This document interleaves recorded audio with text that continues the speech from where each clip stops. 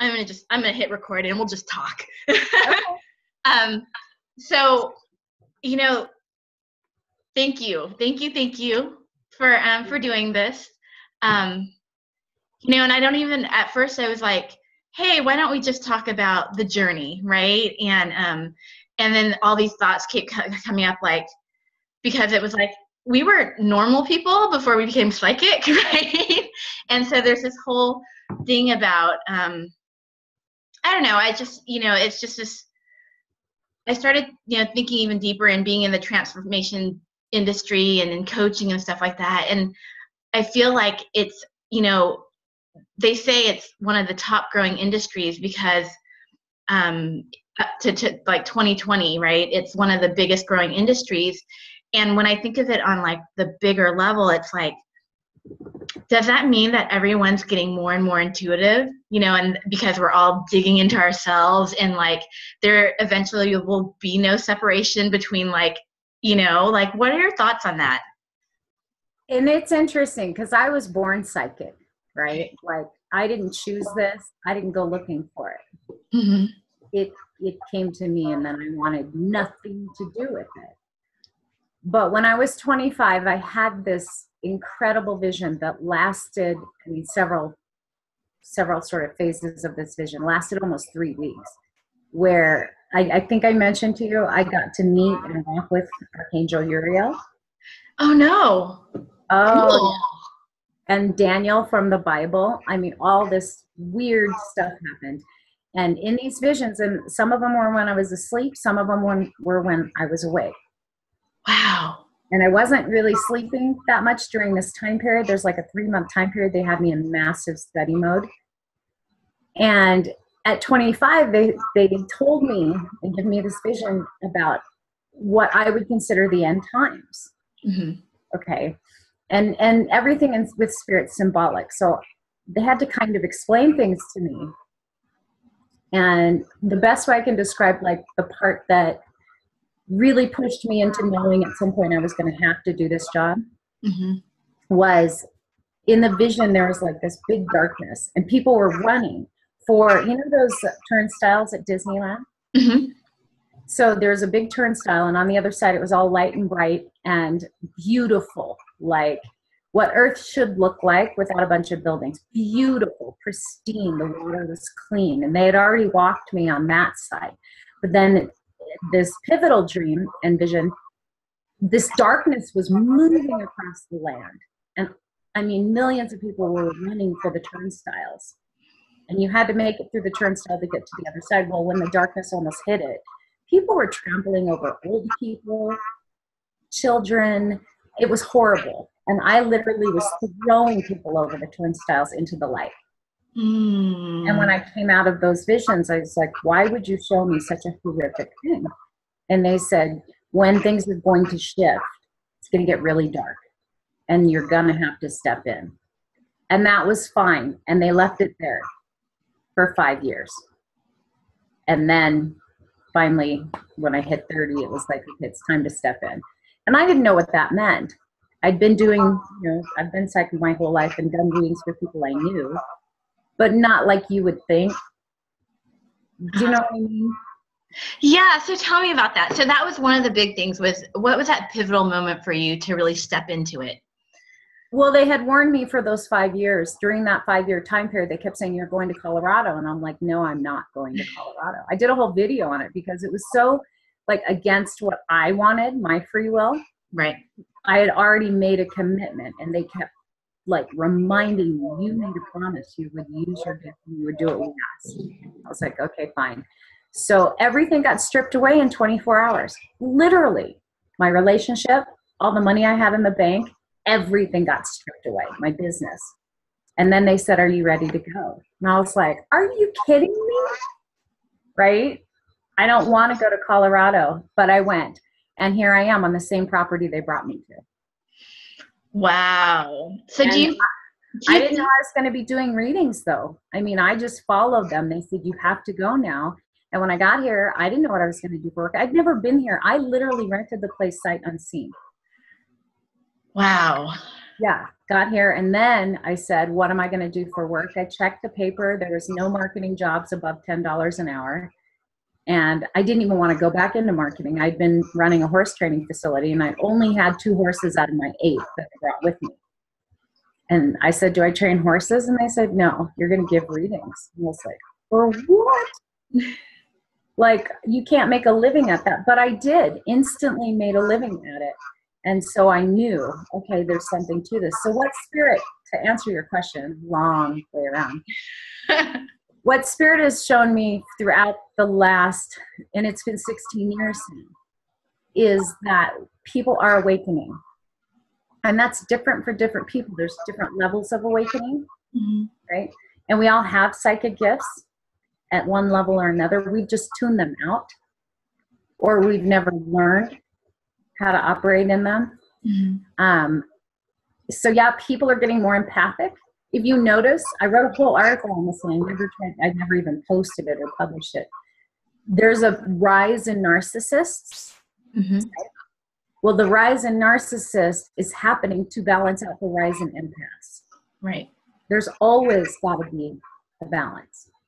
So while the narcissists kind of represent that funny dichotomy, that duality, yeah, to the narcissists, to the empaths, psychics are coming up, so are the other side. It's got a balance. That also means that more of us that are okay in operating in our gifts have to step up.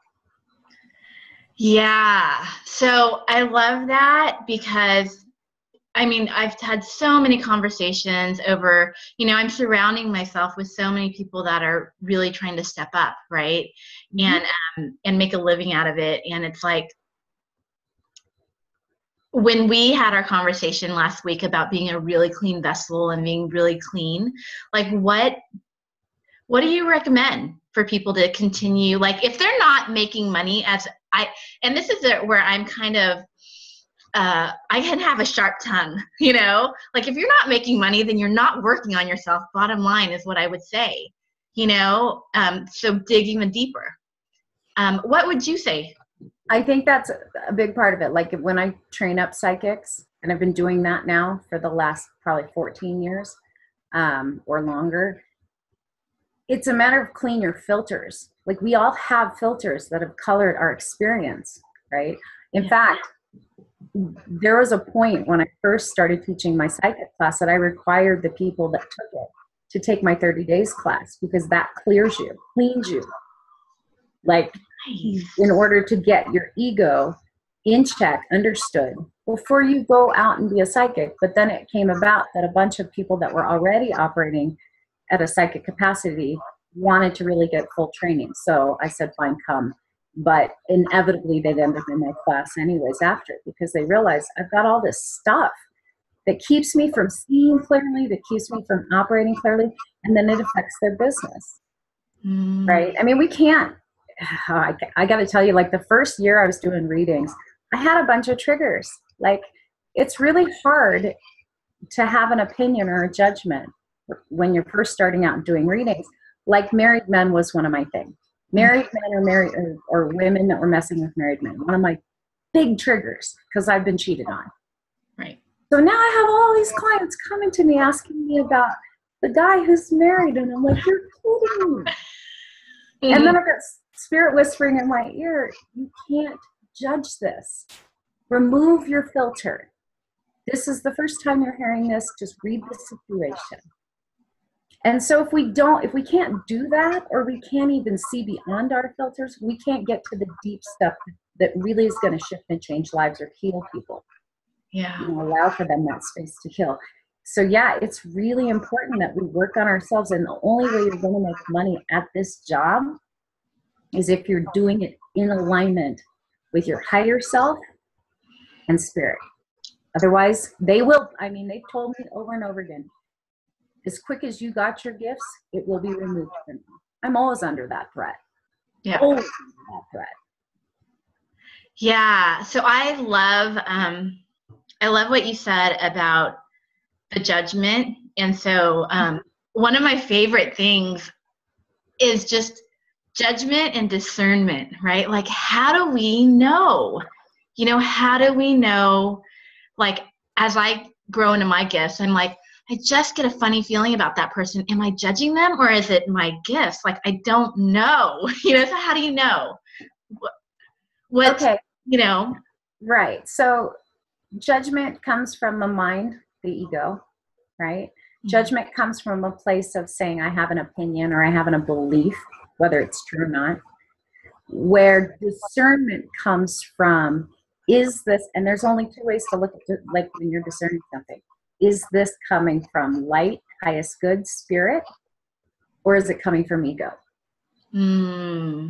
Everything we work with within people's energy, you know, it's either coming straight from source and spirit, or it's coming from the ego. So the discernment comes there. Judgment, though, oh, I love it. When, like, all these people that are psychics or healers, and they have all these opinions, and I'm like, cool. You're in trouble. You're going to, I mean, you set yourself up for lessons, right? And then you block your own ability to have gifts because now you have to work through your lessons to get to the next thing. Yeah. So, okay. I just love where this conversation is going because, okay, right. So we have,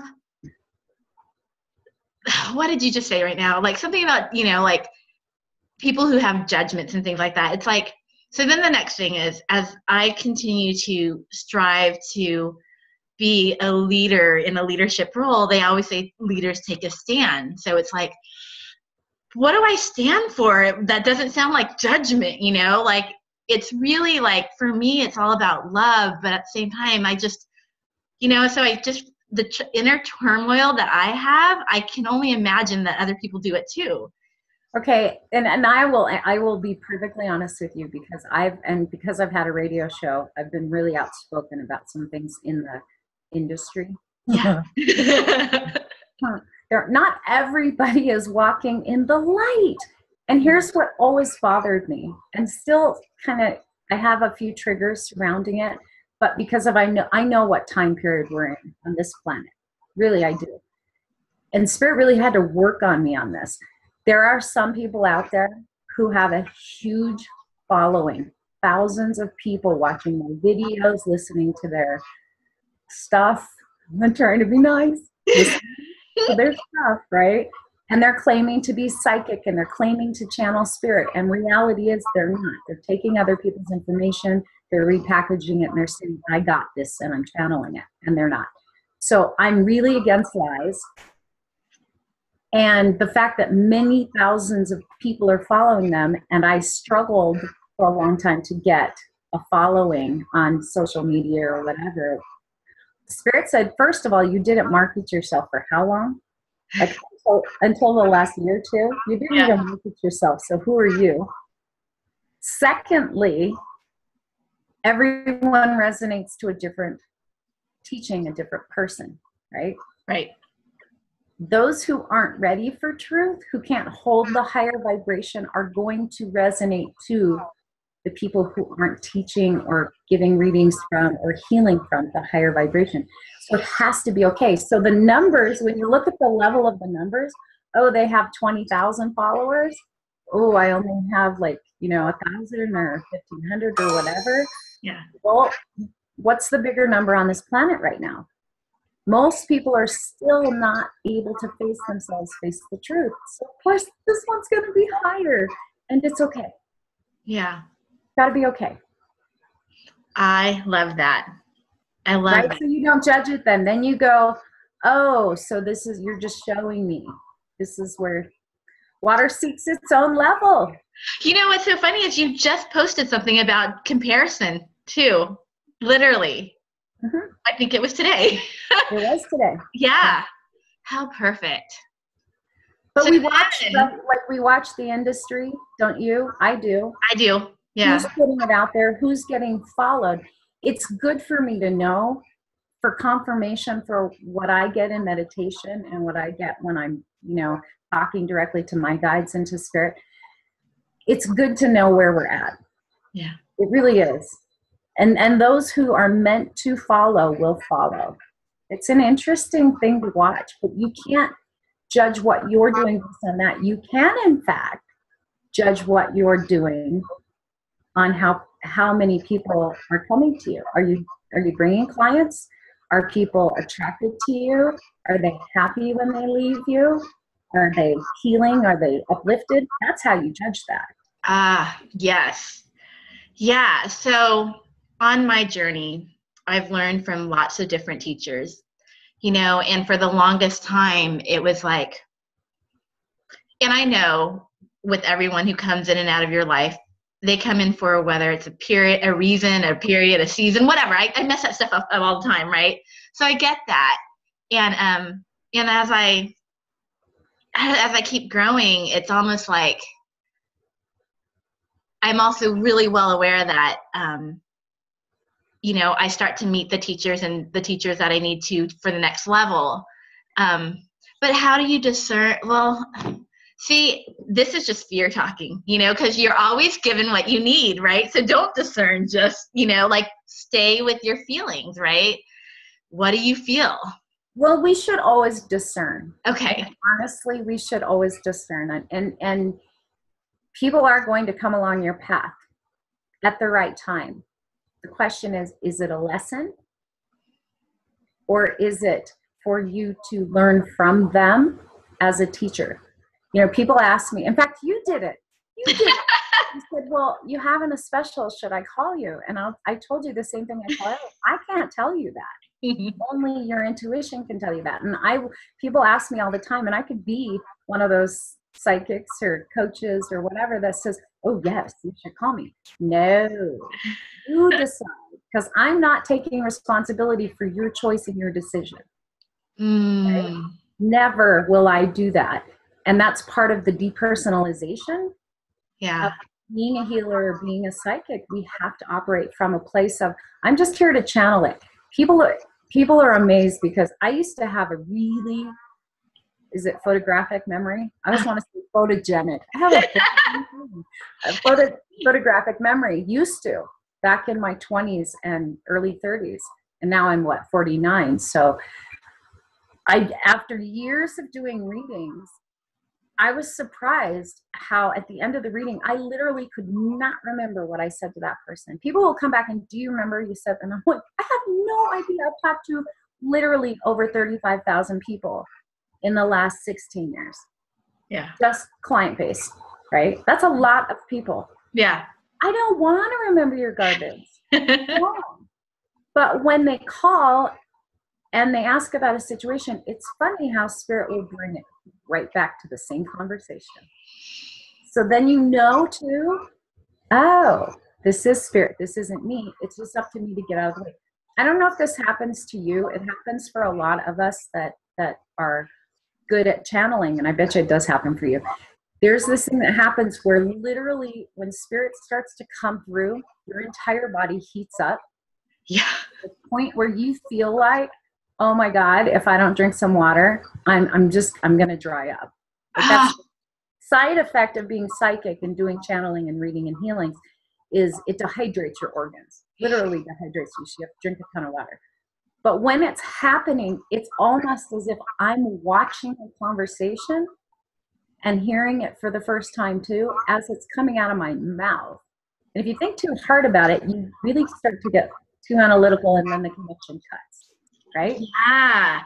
You described it so perfectly there, because I totally heat up. I always tell people, I got to go put deodorant on before these sessions.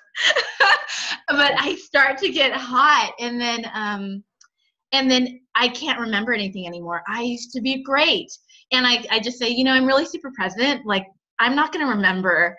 And so then I have to keep notes if it falls into this coaching model where there's follow-up, but it's almost, but the best part of what you said is that it's like you're observing it as it's happening. And I love that, because it's almost like one of my personal mottos of like, live life or observe life as you live it, just be guided by spirit. So it's so like, and we have the same numerology, and why I love you so much. So what gets really hard, well, I'm not even saying it gets hard, as I'm learning to do this, it's like, how am I supposed to fit in this mold, like this accountability thing and structure? And then, but, I'm going on a tangent, but that's my lesson. That's what I'm here to learn, is how to bridge it together, my intuition. And you want to hear something so funny? Yeah. My ex, who's a narcissist, and this is just last year. He's master degree social worker, he's got degrees. One of his major things when he started to do the devalue thing to me was, who do you think you are? You have no accountability. And I looked at him and I went, are you out of your mind? I am accountable to the most supreme being in this universe. And when I don't do what I'm told, or I do something that I know better, I get the worst smackdown. But he said, you don't have, what did he say? You didn't have teachers. And he's right, I didn't. I asked my whole life, will you please give me a teacher? And their exact response was, we do not want you tainted. We're going to teach you. Yeah. So it's true. And you know what, I wasn't born psychic. I'm still kind of, hesitant to even use that word. I just still say empath and intuitive. I'm getting more comfortable because you're rubbing off on me and because I'm going to take all your courses.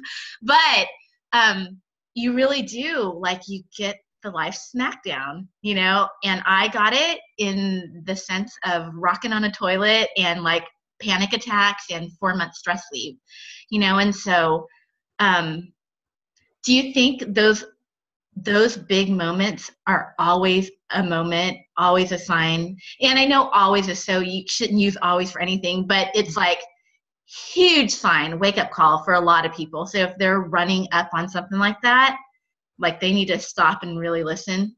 When you get those warnings, and it can be a panic attack, but a lot of times the panic attack stuff is ego. Mm-hmm. Right? So we have to be really careful how we define that. Because your ego, it literally is just telling you, okay, you have this garbage here that you need to clear, because you wouldn't have it, right? Yeah. But I'll tell you, when you're operating long enough in this, and you really get to the point of clear detachment, which you're going to get, you really will, especially in my course, because it's hard for getting any kind of attached over stuff. But once you're detached, they will give you a download like that. It's almost like your manifestation of karma becomes very quick, to where you're not second guessing, what did I do wrong? It must have happened, I have no idea. It's right there. It's like instantaneous. And you're like, ooh, okay. And then you go to work on clearing it, and you go to work on yourself. And the one thing that I think a lot of untrained psychics and healers don't realize, everything that comes through is first for you before it is for your client. Yeah. So when you get a rash, and this happens all the time to this day, and I'm not saying I'm enlightened, because God knows I have screwed up so many times. And I know my guides are just like, what is wrong with you? Why would you do that? Or why would you think that? But I know for me, when I get a run of readings or calls or requests for the same thing over and over again, it's for me. Yeah. Yeah. Someone said that to me. If you get 3, or if it's coming in your world, it's for you. And I'm like, oh, darn it. Okay. Got it. So yeah. What's so cool is I'm attracting more people in my same numerology. So that means I'm really like, okay, now what? And you will find right now, I'll tell you, there is going to be more of a grouping happening. Like, literally, it really bugs me. And no offense to anyone who uses this word, but for me, personal. The word tribe, attract your tribe. Well, the word tribe, the way that people are using it, to me, it's very disrespectful, because I have a real strong tie to the Native Americans. And if people understood what they had to do and had to go through, and to this day have to go through, the pain, the suffering, they wouldn't use that word so disrespectfully. Really wouldn't. And truly, to me, that word creates, in a lot of ways, separation. It doesn't create union. That's why you never see me post about my tribe, because that it creates separation, totally separation. But what we are doing is bringing together the people that we're sort of linked with and meant to be linked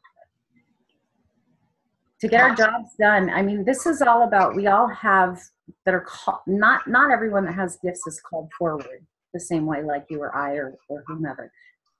But those of us who literally have been pulled into it, it's in us, everything lined up, and we just stepped onto that path.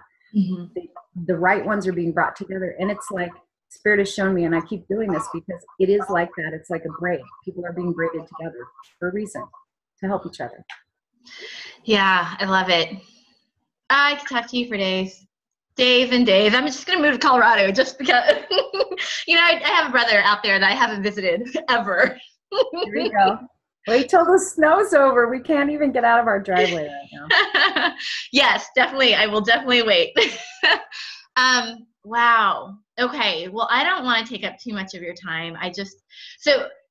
But a really great story like that. What you said about detachment, like literally I'm doing this, you know, moving with the momentum of a group doing a challenge, and one of the things was to do an interview, and who do you respect, and I'm like loving you up right now. You're like on this pedestal where I'm trying to bring you down because I know you're just a person, you know. And so it was so cool to be able to ask you, and you're all sure when, and I'm like, oh, I don't know, let's be guided by spirit. And then to be even like able to say, well, I'm free like now until next Friday, completely detached, and you're okay, how about an hour? I'm like, okay.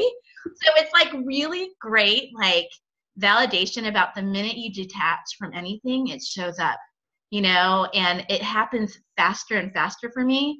Like I asked for falling leaves, like fall. I want to see trees changing colors and leaves falling. Here in California in December, whatever. I asked for that, and literally the next day, the same path I walk every day, there it is, a tree with leaves, different color leaves, and leaves on the ground. So it's so cool. And I mean, my biggest heartburn right now in the industry too is just seeing so much push effort out there. You know, actually not even, I don't want to say push, I want to say force. Like people are forcing their life to happen.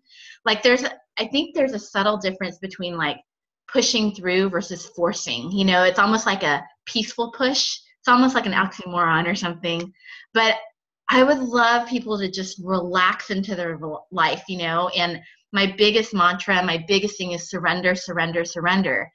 But you think surrendering is like weakness or it's about like giving up, but surrendering is the hardest freaking thing you can do, you know? It's trust though, don't you think?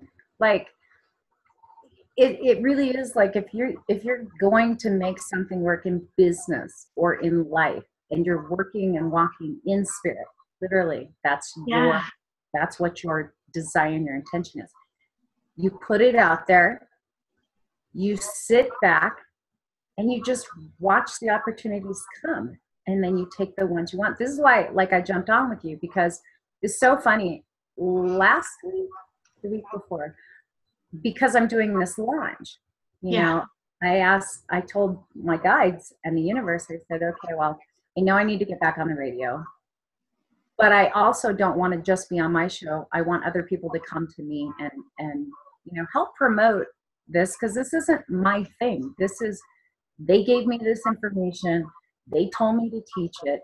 That's what I'm doing. So I'm like, you guys want the word out, bring me some exposure. And so one of the things I've learned throughout the years, when someone like you shows up and says, hey, you know, and I'm just happen to be in the, you know, middle of my launch, why not? Yeah. Stop the presses. I'll make up for the time at another time, but everything always happens perfectly. So I don't think we need to stress. Like if it's not working, stop banging your head up against it. Yes. And I love that. I love we went from the surrendering, because truly it is about trust. You know, and this is where you are so wise, because that's the energy that I'm trying to get to. And I'm still trying to you know, it's so cool because there's so much energy coming through me as I'm opening up and learning, you know, and I wasn't always gifted. Well, maybe I was never aware of it until about 2 years ago, you know? And so it's just, trust, and it's this overwhelming amount of energy. And so I'm just so grateful for you. So grateful. No, I don't want you to think though. I'll be honest with you, Thuy. There in the 16 years that I've been doing this job, right? Being a psychic, being an advisor, helping people. I mean, we're talking people entrust multi-million-dollar business transactions with me. Mm-hmm. And of course they won't give testimony because God forbid I become their, out secret. I'm the dirty little secret now. But it's not as if I haven't had times and moments where I'm like, oh my God, where they're downloading and I stop them and go, I can't say that. Like, I could blow this for them if I say this. And then, will I be sued? I had moments like that, right? Mm-hmm. And there were times, and still to this day, especially when I get tired, when I get worn out, when I get sick, when I just don't want to deal with things, I have moments where I distrust information as it's coming through. Mm-hmm.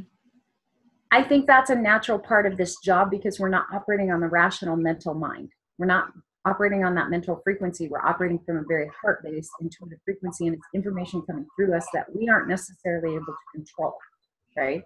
Right. It's never going to stop. But here's what it does for you and anyone who's on this path. It gives you the motivation to always show up as your best, to learn, to grow, to study, to evolve. And to this day, I study constantly. I will never stop studying because what I know from the last 30, 40 years of my life, mm-hmm. has always evolved and changed. What I know right now and what the world is evolving and changing into, and it is, mm-hmm. I have to change and grow and learn more to navigate it and to help other people navigate it. Yeah, I love that. Love it, love it, love it. Yeah. It's funny because I just run into so many people, and I want so badly to help them grow their businesses and step into who they are. And I'm being navigated to help healers, for so many different reasons. And I've run up against this. So, well, I'm just going to go when spirit guides me. Well, but what if the spirit sent me to you so I can help you? Hello, stop. Just come back down here to Earth, come here.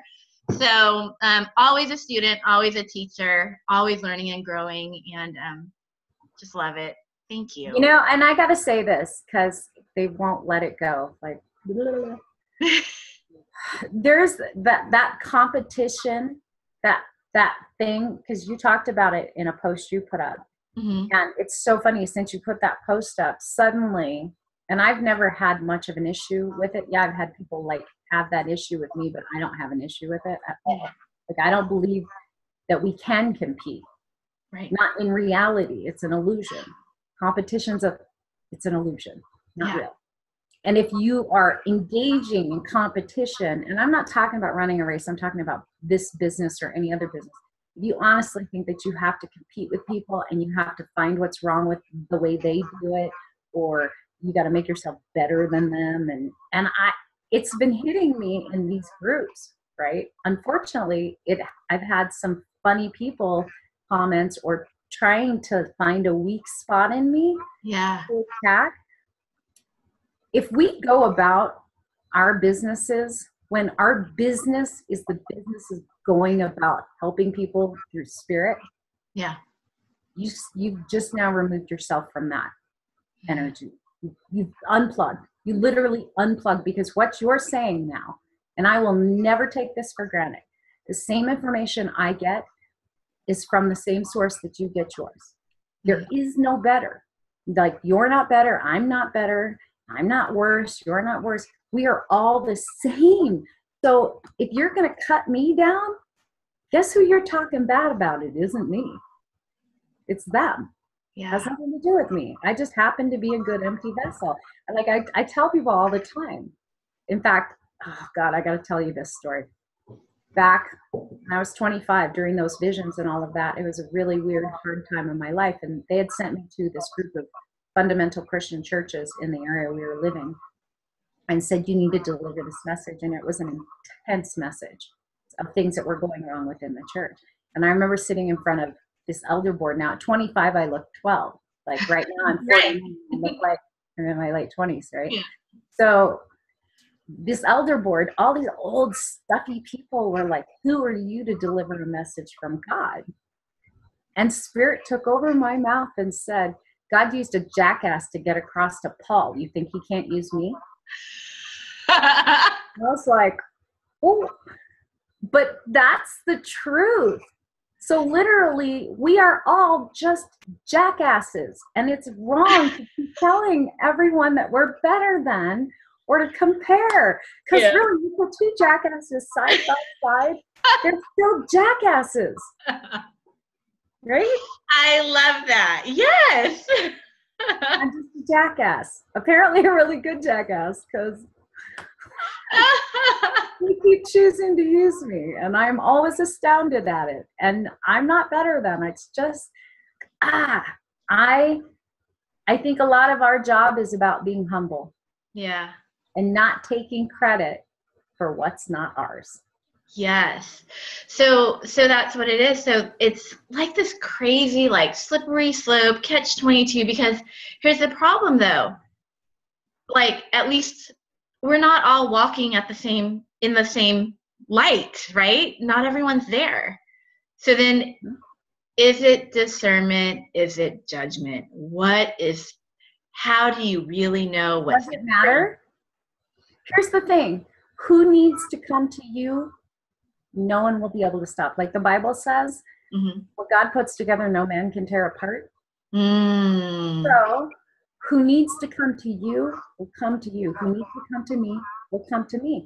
There's nothing anybody can do to separate that. Literally, there's nothing anyone. I've had people tell me, in fact, this just happened not that long ago.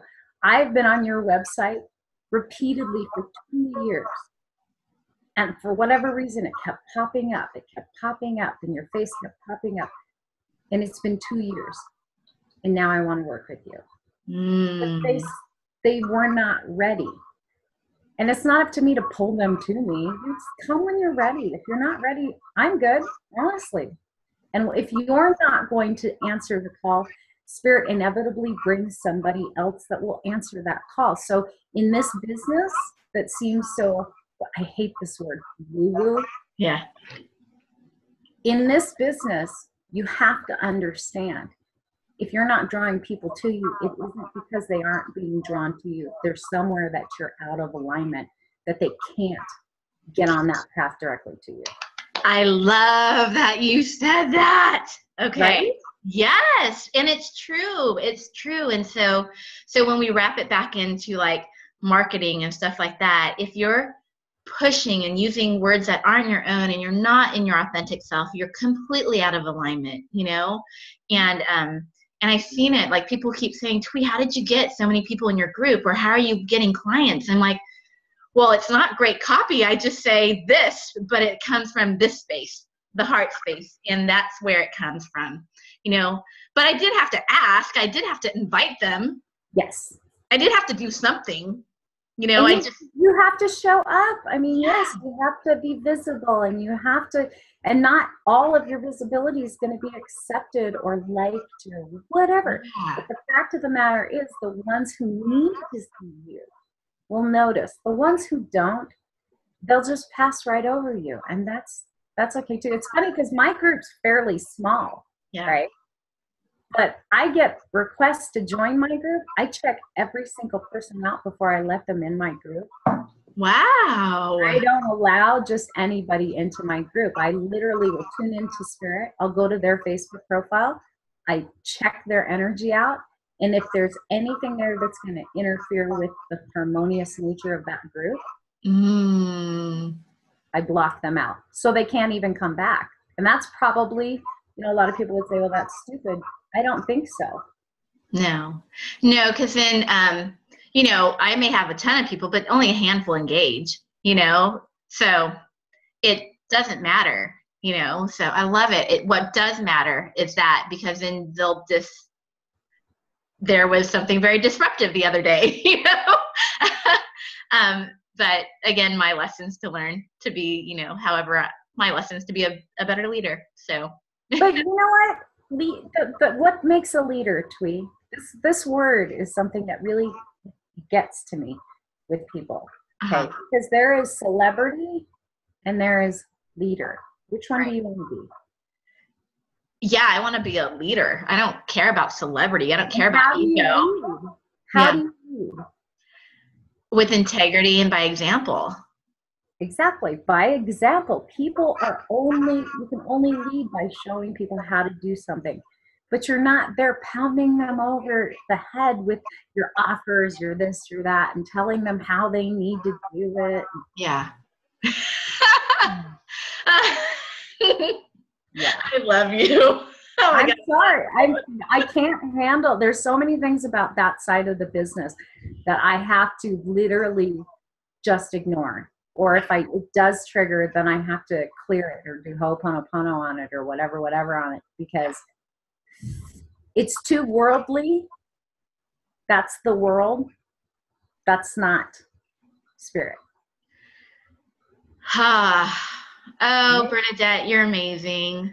Ah, thank you. I love you. I'm just a donkey. I'm a donkey. I love it. Well, did we lose it? I think we're coming in now, and I think it's a good time for us to stop, I think is what it means. Can you hear me? Because you're frozen, girlfriend. I can hear you, but I think it means, I think it's spirit telling us that we should probably stop. Do you have it? You can hear me?